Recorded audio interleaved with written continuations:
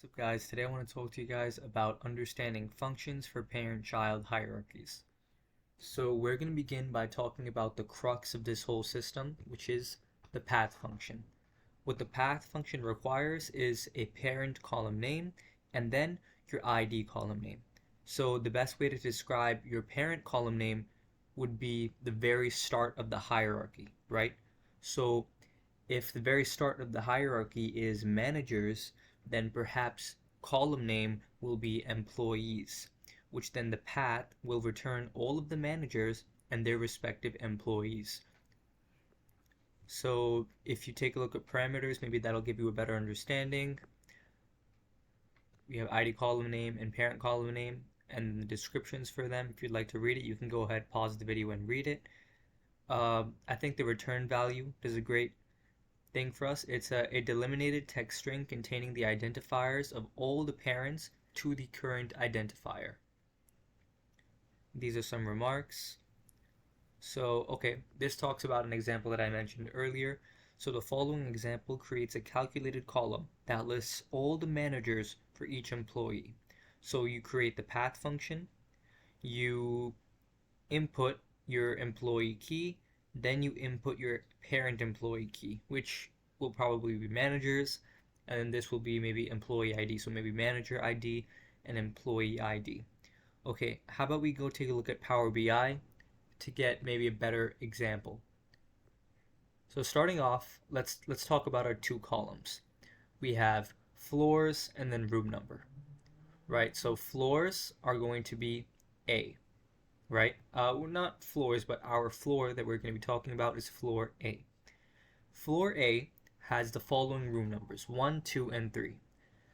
Within floor A, room 2 has more rooms inside of it.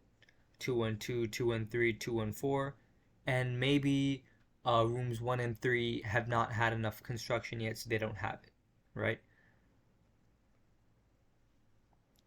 So now we create a path. So what have we identified by this conversation is that starting off with floor A, this is the start of our hierarchy. Next up is room number, and after that is within room number we have subrooms. So 212, 213, 214. These are all our subrooms within our room. So here's our real life example using the path function. So I have path equals path function, and then we have our input. So we have our room number right here, which would be our column ID, and then we have our parent ID, which is floors. So you can take a look at parent ID as your alpha ID, right? Like your biggest ID, the one that contains all of these subcategories. So that's our path, and after inputting this function, what does it return? It returns us A, the beginning, and then 1, separated by a line. And it does that for all of them, right? So we have floors A, and then we have room 2, and then what does that give us, right? We end up with A, then it goes into floor A, then it goes into room 2, and then within room 2, 212. And then it continues on. So now let's take a look at our path length function, right? Because these parent-child hierarchies actually have all of these functions, which we're going to be going through because they're all interconnected. So now let's talk about path length. So when talking about path length, we see all we have to do is type down function path length, and path length contains the input, just our created path column.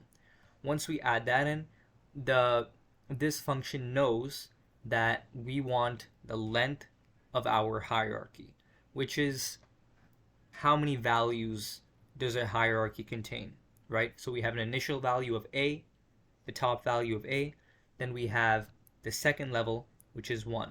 So that's why that's 2 values, it returns 2.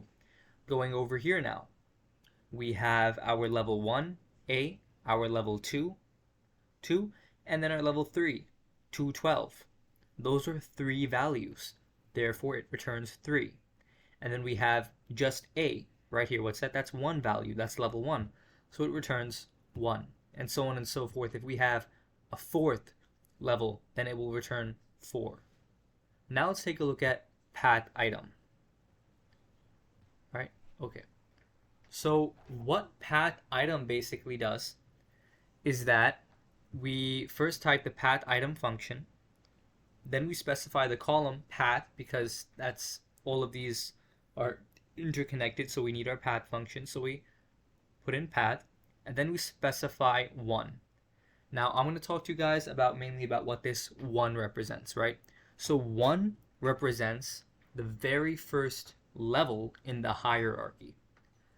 So because I typed in 1, what Pathitem is going to do is it's going to return to me the first level, which is A for all of these, right? Even if we look at 2 and 212, where is 2? 2 is contained in A. Pathitem knows that based on everything we've specified here. Therefore, it returns to us A. Now, what do you guys think is going to happen if I return 2? I'll give you guys a minute to think about that. Let's input that. Okay, what's happened is that this one has gone away. Why has our Pathitem for path A gone away? Well, because it doesn't have a second level. So that went away, right? Over here, path has a second level of 1. So Pathitem returns level 2, which is 1.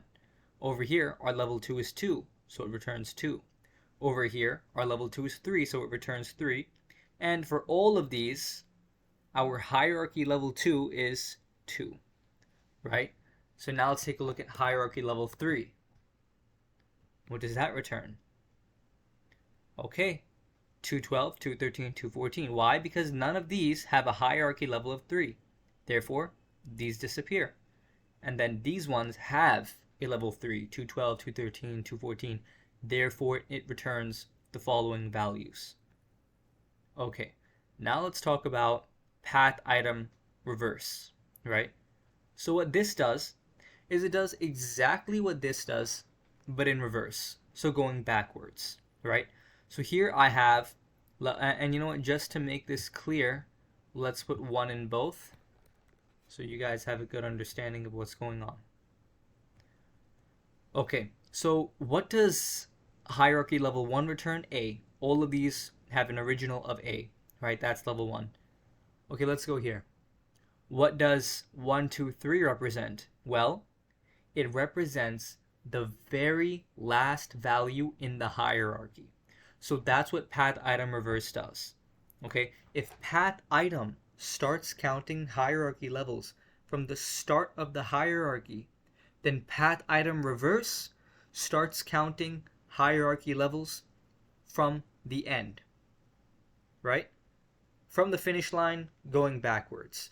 That's why we have 1, because from the end going backwards. So if I put 2, what do you think is going to happen?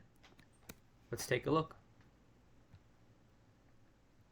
There we go. It returns the first one for at least this. First one for this. And then it returns the second level for this. Why does it do that? Well, because the first one is just the second to last. So that's what this means, right? Let's say this had a third value, right? Let's say this one was like this, right? And it had a third value. So after we put 3, it's going to give us third to last, which in this case is the first level, A. So all that Pathitemreverse does is that it starts counting from the end, and Pathitem starts counting from the beginning. Okay, now let's talk about Pathcontains. Let's say you have a big list. It's going all the way down here and way more. And you want to find out, and you know that in this list is contained employee ID 1200. And let's say it's like a manager hierarchy. So all you have to do is type in, and if the path is all laid out like this, or at least just this is there, then all you need, because all you need is the path column, right?